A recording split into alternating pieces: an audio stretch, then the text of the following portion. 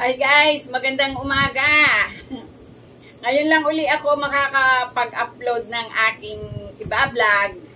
Ang gagawin ko po ngayon ay empire dress. Meron po ako ditong pattern na 14 by 11 and a half. Ito po yung gagawin natin na pinaka-ibabaw.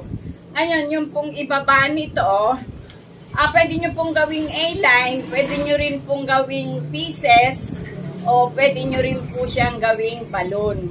Pero ang gagawin ko po, pieces lang siya. Ang tela ko po kasi ay putol-putol ito. Ngayon, itong design na to guys, medyo mataas yung kuha ko kasi heavy siya pag tinimbang. Putol-putol kasi ito, pero ang 1 kilo nito ay 250. Kaya itatry ko po kung ilan ang magagawa ko dito sa 1 kilo at kalahati. O tara guys, gagawin ko muna itong pattern bago natin tabasin yung tela.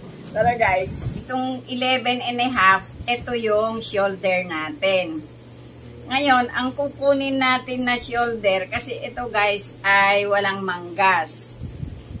Ang shoulder niya kasi dapat 7 and a half. Wala po itong manggas.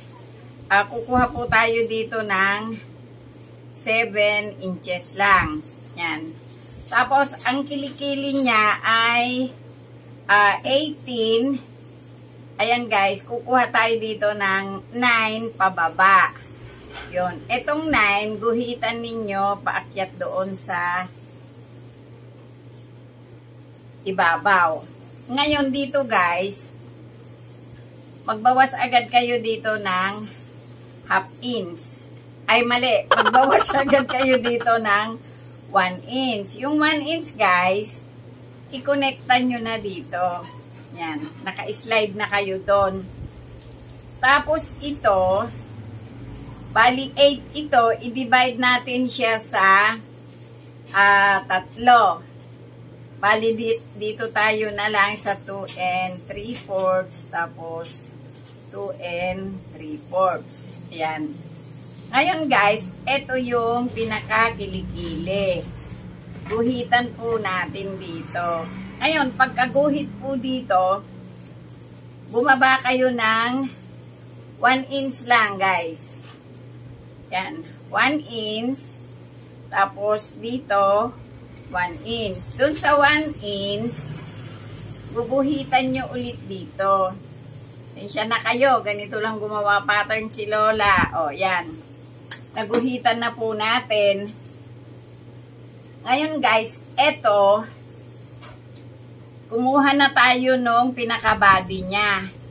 40 inches lang po ito. Ayan, 40 inches.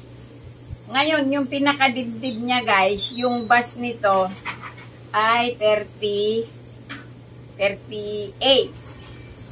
Di 9 and a half. Yan. I-slide po kasi tayo dito mamaya. Galing kayo doon sa pinaka-base niya. Ngayon guys, eto, ipasok nyo siya dito ng 1 inch. Ayan o. Pasok nyo siya dito. Maglalanding kayo dito.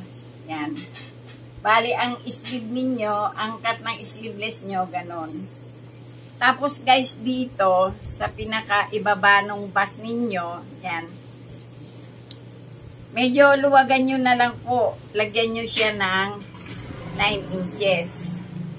Kasi po, pag empire dress at maluwag yung pinakadibdib, pangit po siyang tingnan. O. Bali yun guys, i-connect nyo na siya dito. O. Bali ito na yung pattern nyo. Ngayon, ang gagawin ko kasi sa neck nito ay V-neck.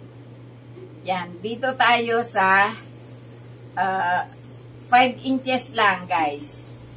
Tapos dito tayo sa 3 inches. Yung 3 inches doon, idikit nyo dito sa 5 inches. O, ito na siya guys. Ganito lang yung pattern natin. Gupitin nyo ito Tapos, gupitin nyo yung shoulder. Tapos, ito guys, dalhin nyo na doon. Tapos, ito, yan. Hindi na po tayo nag-allowance. Kasi po, yung gagawin kong dress ay spandex cotton. Tapos, guys, ito, ilapat nyo na ng ganito. O, yun o. Eksaktuhin nyo lang po siya sa tabi. Tapos, ito, gupitin na po natin. Huwag na po kayong mag-allowance. Kasi pagka po spandex, hindi nyo na po kailangan ng allowance. Cotton spandex to guys. Sa Taytay ko ito binili.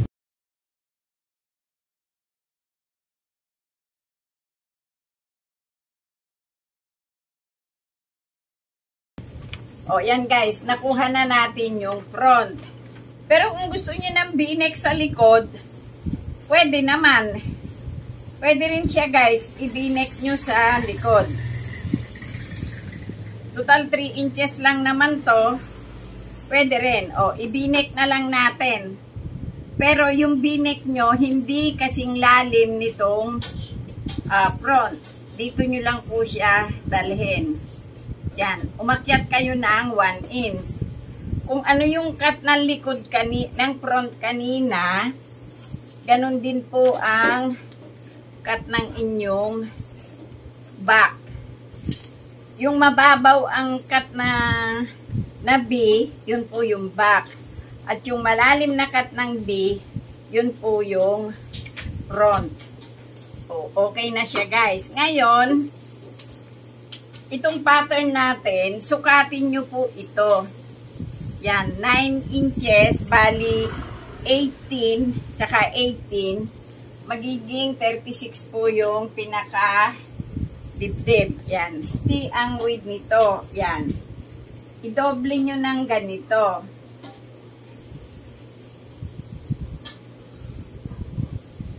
O, ito guys, doble na ito. Ngayon, pag na-doble na, i-fold nyo siya papunta doon. Ayun.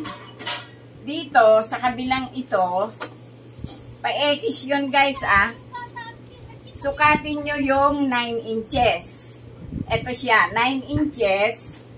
Yan, iwanan nyo muna, i-fold nyo ng konti. Pumunta kayo dito sa kabilang ito. Ayan guys, nakikita nyo ba? Kailangan dito, 9 inches din. 8.5 lang. Kaya, mag-a-adjust kayo ng konti. Ito. Yan guys, 9 inches na siya. Kasi bali ito yung idudugtong natin doon sa dibdib. Gupitin nyo na po siya dito sa 9 inches.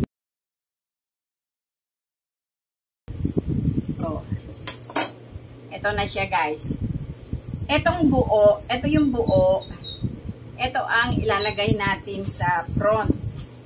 Tapos guys, ito yung back. Ito yung magkahiwalay Itong likod guys, ito, dudugtungin nyo ito sa makina bago nyo i-aging. Ngayon, kung wala naman kayong aging, dugtungin nyo na lang po, tapos tahian nyo ng 1/16 sa ibabaw. Ngayon guys, ito na yung pattern natin. Ayan ilapat nyo na po siya ng ganyan. Kaya bumaba tayo, kasi ito guys yung ilalim. Bago nyo katin, tingnan nyo muna yung tela nyo kung pantay nga ba. Di ba po, nakuha na natin. Pag nakuha na natin, idiretso nyo po ito doon sa baba. Yan. Pagka po empire dress, naglalagay din po ako ng pocket. Mula po dito sa bewang, sumukat kayo ng 5 inches. Lagyan nyo po dito ng knots. Ngayon, tapos na po tayo dito. Susukatin nyo naman na po ito. Yan. Mula doon sa laylayan na yon, Nakikita nyo po ba? Mula dito sa laylayan na to hanggang dito, ayan, 32 inches. Umadjust kayo, 32 inches. Umadjust pa kayo uli ng konti. Yun. Doon po ang bagsak ng inyong gupit. Yan, mula dito guys, doon ang bagsak nyo sa 32 inches. O, ito lang guys. Mamaya, dudugtungin natin yung likod. Tapos, ito, tahiin natin ng back to back. Lagyan natin ng packet. Tapos na po yung empire dress nyo. Mamaya po, tatahiin ko na ito. O guys, ito yung front natin. Unahin na natin itong buuin. Ito, pag tinahin nyo, karayagan sa karayagan. Yan.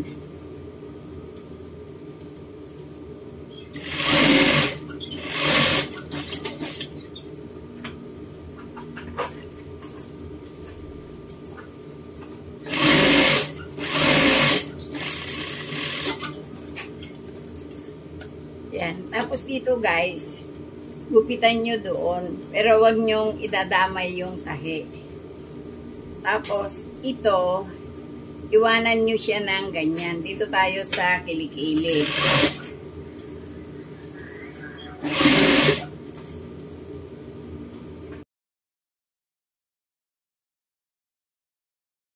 Baliktarin na natin. Nabaliktad na. Dito sa tabi, pagdikitin nyo yon dalawang tabi. Ito yung kilikili natin. Pagdating doon, tusok nyo yung karayom nyo, pasadahan nyo siya ng 116. Yan, dahan-dahan lang po para 116 talaga yung takbo ng makina nyo. Yung tabing-tabi.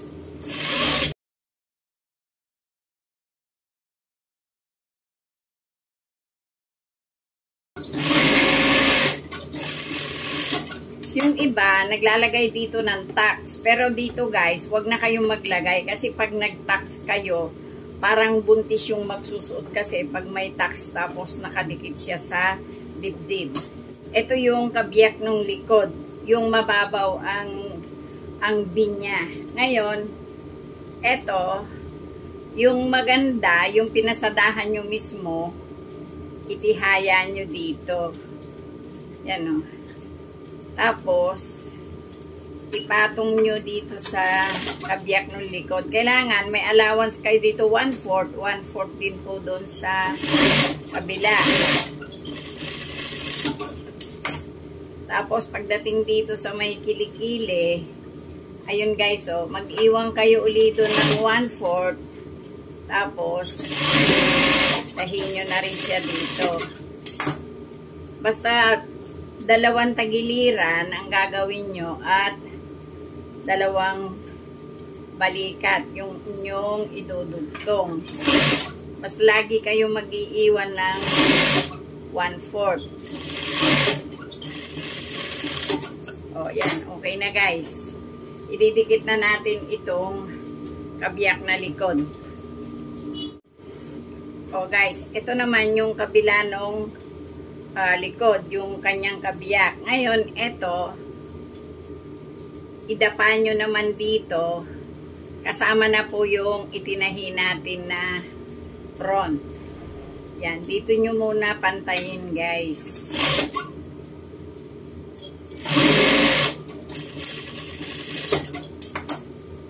Tapos yung kabilang shoulder,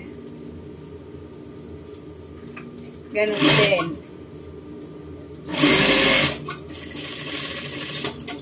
Yan. Tapos, itong sa may kilikili, basta pag dinapa nyo guys, yung allowance doon, ganun din ang allowance nyo. O, yan guys, naidikit nyo na yung dalawang tabi, naidikit nyo na yung dalawang balikat. Ito ngayon, yun, pagdikitin nyo na. Mula doon sa inallowance nyo kanina, doon nyo ipatak yung karayom nyo.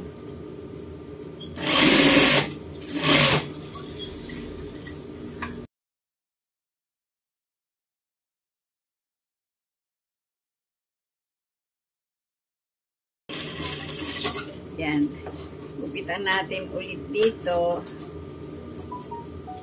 O, ito na siya guys. Tapos ito, yung B dito na mababaw, gupitan nyo din na hindi aabot sa tahi. O, baliktarin na natin. O, ito na siya guys. Ngayon, etong harap kanina na 116 na natin. Ngayon, dito sa likod, ganun din. Mula dito sa side, yan. Pasadahan niyo siya na diretso doon.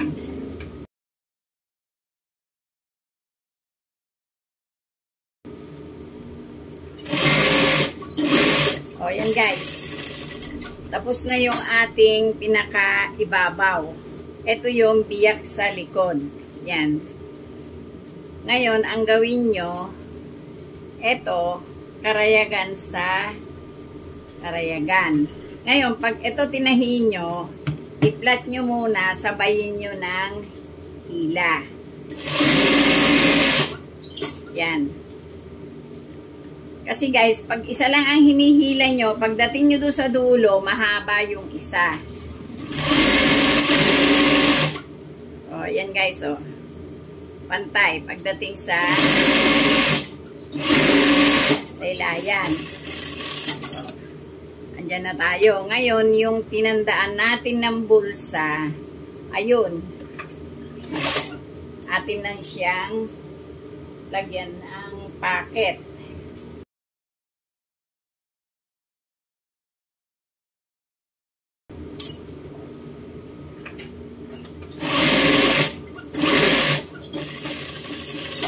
Kakapit na natin yung bulsa sa front. Ito guys, ito yung buo. Yan, buo siya.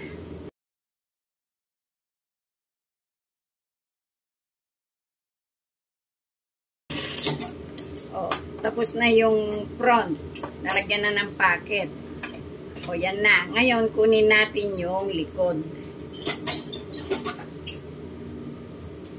O, ito na yung packet natin.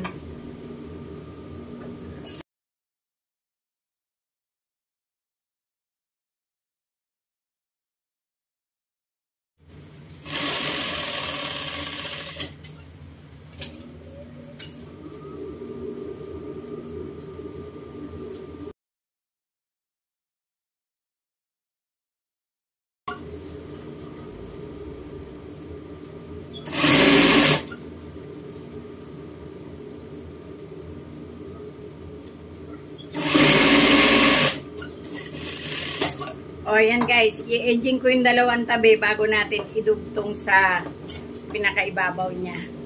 O, ito na guys, na-edging ko na yung pinaka-skirt niya. Ito yung back, yung may dugtong. Ngayon, ito naman, idudugtong na natin yung ibabaw. O, ngayon ito, yan, dito na natin siya simulang tahiin. O, ito siya guys. Kunin nyo yung skirt. Pagdikitin nyo yung dalawang tabi. Yan, eksakto lang tayo guys. Kasi nga, yung tinabas natin, ineksakto din lang natin dun sa pinakaibabaw. Kaya kung magtatabas kayo, kung 9 yung ibabaw ng pattern o 18, dapat yung palda nyo na ididikit ay 18 din yung kabila. 18 yung kabila, 18 yung kabila. Yun, eto na guys. Idikit na natin itong blouse.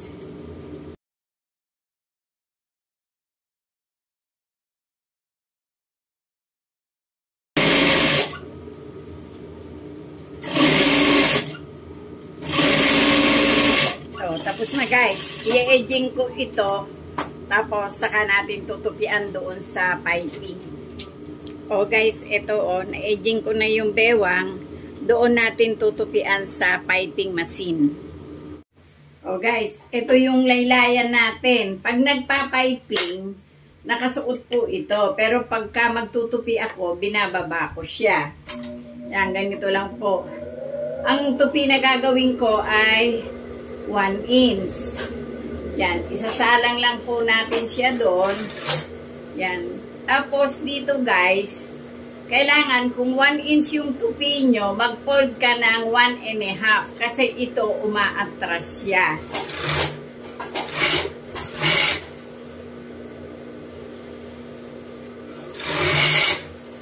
O yan guys, o. Ito ang tahi natin. Ito, pwede ring gupitin, pwede ring hindi na gupitin kasi hindi naman problema yon. Basta mas maganda na masasakop mo siya kaysa yung hindi mo siya madadaanan. O, ayun siya guys.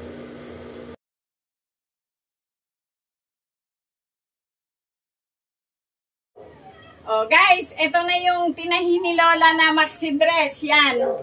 Oh. Ang naubos natin dito, guys, ay 1.5 yards.